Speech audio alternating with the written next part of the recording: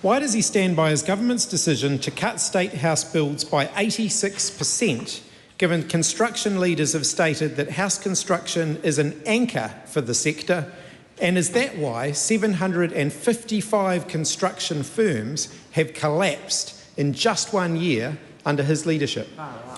Well, the reason that the construction industry is doing it incredibly tough isn't because of KO, it's because interest rates skyrocketed under the previous administration, just as my colleague just alluded to. The previous government spent $66 billion, created high inflation and as a result created high interest rates. The construction industry is required to go out and actually borrow money at higher interest rates. That makes it difficult to do projects, and that's the reason the construction industry has been doing it tough. But of course we are building things and getting things done in this government, and that will help construction. Supplementary question. Does he accept that a lack of government work has contributed to a 48% rise in construction firm liquidations and to 18,000 fewer jobs in construction today than when he became Prime Minister?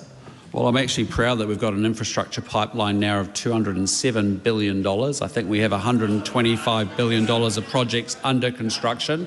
We have announced another $6 billion of infrastructure projects to be built or commenced before Christmas.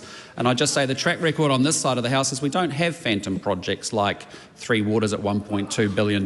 We don't have $300 million Auckland light rail projects. And we don't have harbour crossings that never come to fruition. Question. Just wait till the House and his own members calm themselves down. So, will the $6 billion of projects that he claims are going to be starting before Christmas result in government spending on infrastructure in 2026 being more or less than it was in 2023? Well, the way I can answer the member is by saying our pipeline has continued to strengthen through the course of this government. Point of order, Mr. Speaker. Point of order, Mr. Speaker. It was a relatively simple question as to whether in 2026 the government's going to be spending more or less than it did in 2023. Prime Minister didn't address that.